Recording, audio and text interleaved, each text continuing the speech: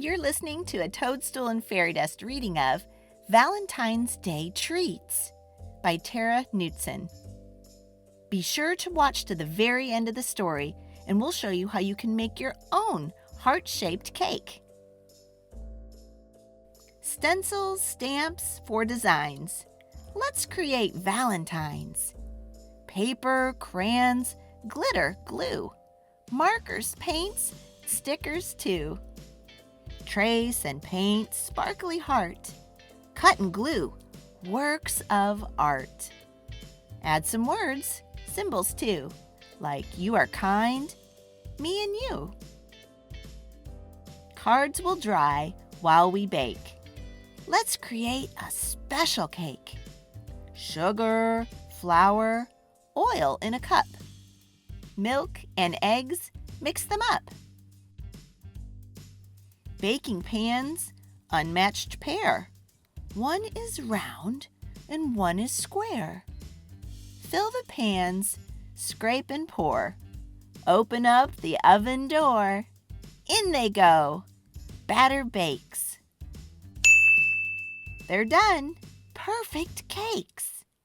When they're cool, flip from pans.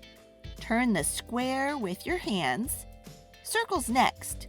Cut apart. Slide 2 halves to make a heart. Scoop and spread, frosting fun. Now 3 parts look like one.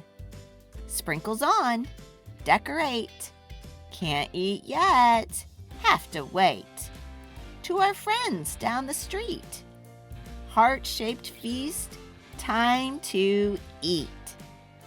Lunch with friends, find a chair. For dessert, cake to share. Hand out cards, one by one.